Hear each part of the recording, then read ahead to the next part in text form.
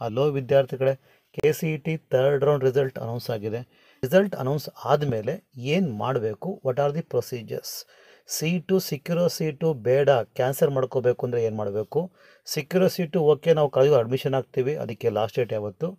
ಹಾಗೆ ಸಿಕ್ಕಿರೋ ಸೀಟು ನಮಗೆ ಬೇಡ, ಕ್ಯಾನ್ಸಲ್ ಮಾಡ್ಕೊಬೇಕು, ಅದಕ್ಕೆ ನಾವು ಏನು ದಂಡ ಕಟ್ಟಬೇಕು, ಏನು ಪೆನಾಲ್ಟಿ ಕಟ್ಟಬೇಕು, ಕ್ಯಾನ್ಸಲ್ ಹೇಗೆ ಮಾಡ್ಕೋಬೇಕು? ಈಗ ಎಕ್ಸ್ಟ್ರಾ ಮೆಡಿಕಲ್ ಸೀಟ್ನ ಆಡಪ್ ಮಾಡ್ತಾ ಇದ್ದಾರೆ.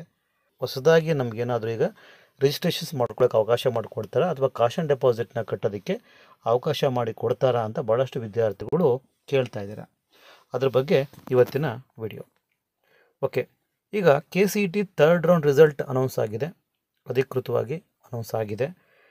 ಈಗ ಅಡ್ಮಿಷನ್ ಆಗೋದಕ್ಕೆ ಸೆಪ್ಟೆಂಬರ್ 13 ಅಂದರೆ ನಾಳೆ ಲಾಸ್ಟ್ ಡೇಟ್ ಇದೆ.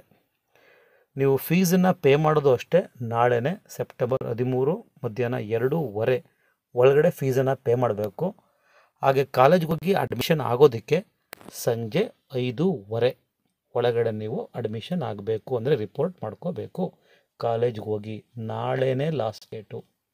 ಮತ್ತು ಫೋರ್ತ್ ರೌಂಡು ಅಥವಾ ಇನ್ನೂ ಯಾವುದೇ ಎಕ್ಸ್ಟೆಂಡೆಡ್ ರೌಂಡ್ಗಳು ಇರೋದಿಲ್ಲ. This is the final KCET round. ನಾನು ಹೇಳ್ತಾ ಇರೋದು UG CET ವಿದ್ಯಾರ್ಥಿಗಳಿಗೆ. UG NEET ವಿದ್ಯಾರ್ಥಿಗಳು ಅಂದರೆ ಮೆಡಿಕಲ್, ಡೆಂಟಲ್, ಆಯುಷ್ ವಿದ್ಯಾರ್ಥಿಗಳಿಗೆ ಲಾಸ್ಟ್ ಡೇಟ್ ಇನ್ನೂ ನಾಳೆ ಇಲ್ಲ. MCCನಲ್ಲಿ ರಿಸಲ್ಟ್ ಅನೌನ್ಸ್ ಆದಮೇಲೆ ಇಲ್ಲಿ ಸೆಕೆಂಡ್ ರೌಂಡ್ ರಿಸಲ್ಟನ್ನು KE ಅನೌನ್ಸ್ ಮಾಡುತ್ತೆ. ಸದ್ಯಕ್ಕೆ ಈಗ ನೀಟ್ ಬಗ್ಗೆ ಅಷ್ಟು ಹರಿಬರಿ ಇಲ್ಲ, ಬಟ್ KCET ವಿದ್ಯಾರ್ಥಿಗಳು ಈಗ ಯಾರಿಗೆ ಸೀಟು ಅಲಾಟ್ ಆಗಿದೆಯೋ ಥರ್ಡ್ ರೌಂಡಲ್ಲಿ ಅವರು ಕಂಪಲ್ಸರಿ ಕಾಲೇಜ್ಗೆ ಹೋಗಿ ಅಡ್ಮಿಷನ್ ಆಗಲೇಬೇಕಂತೆ. ನಾಳೆ ಸಂಜೆ 5:15 ಒಳಗೆ ನೀವು ಅಡ್ಮಿಷನ್ ಆಗಬೇಕು, ಮಧ್ಯಾಹ್ನ 2:15 ಒಳಗಡೆ ನೀವು ಫೀಸನ್ನು ಪೇ ಮಾಡಬೇಕು. ಓಕೆ, ಈಗ UG CETನಲ್ಲಿ ಸೀಟ್ ಅಲಾಟ್ಮೆಂಟ್ ಆಗಿದೆ, ಚಾಯ್ಸಸ್ಗಳನ್ನ ಸೆಲೆಕ್ಟ್ ಮಾಡ್ಕೊಳ್ಳೋದಕ್ಕಾಗಲ್ವಾ? ಈಗ ನಿಮಗೆ ಯಾವುದೇ ರೀತಿಯ ಚಾಯ್ಸಸ್ಗಳನ್ನ ಸೆಲೆಕ್ಟ್ ಮಾಡ್ಕೊಳ್ಳೋದಕ್ಕಾಗೋದಿಲ್ಲ. No choices. ಸೀಟು ಸಿಕ್ಕಿದೆ ಅಂದರೆ ನೀವು ಕಾಲೇಜ್ಗೆ ಹೋಗಿ ಅಡ್ಮಿಷನ್ ಆಗಬೇಕು, ಅದು ಬಿಟ್ಟರೆ ಬೇರೆ ಮಾರ್ಗ ಇಲ್ಲ. ಓಕೆ, ನಮಗೆ ಸೀಟ್ ಈಗ ಸಿಕ್ಕಿದೆ, ನಮಗೆ ಸೀಟ್ ಬೇಡ, ಕ್ಯಾನ್ಸಲ್ ಮಾಡ್ಕೋಬೇಕು. ಏನು ಮಾಡಬೇಕು?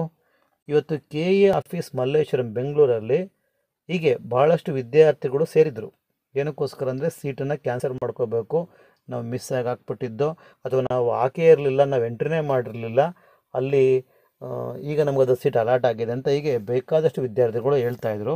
ಬಟ್ ಇದಕ್ಕೋಸ್ಕರನೇ KE ಡೈರೆಕ್ಟರ್ ಪ್ರಸನ್ನ ಕುಮಾರ್ ಅವರು ಬಹಳಷ್ಟು ವಿಡಿಯೋಗಳನ್ನ ಮಾಡಿ ಮಕ್ಕಳಿಗೆ ಇದ್ರ ಬಗ್ಗೆ ಜಾಗೃತಿ ಮೂಡಿಸ್ತಾರೆ. KE ಡೈರೆಕ್ಟರ್ ಇದ್ರ ಬಗ್ಗೆ ತುಂಬ ಎಚ್ಚರಿಕೆ ಕೊಟ್ಟಿದ್ರು.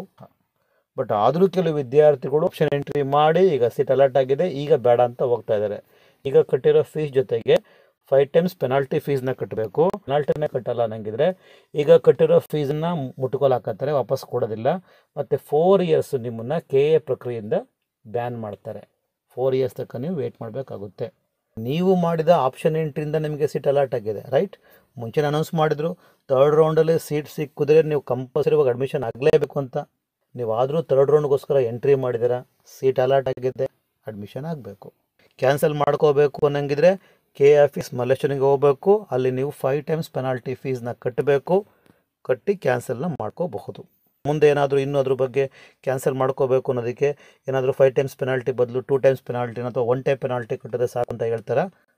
ಕಾದು ನೋಡೋಣ. ಅದ್ರ ಬಗ್ಗೆ ಏನಾದರೂ ಅಪ್ಡೇಟ್ ಬಂದಾಗ ನಿಮಗೆ ನಾವು ಖಂಡಿತವಾಗ್ಲೂ ತಿಳಿಸ್ಕೊಡ್ತೀವಿ, ರೈಟ್? ಈಗ KCET ಥರ್ಡ್ ರೌಂಡ್ ರಿಸಲ್ಟ್ ಬಂದಿದೆ.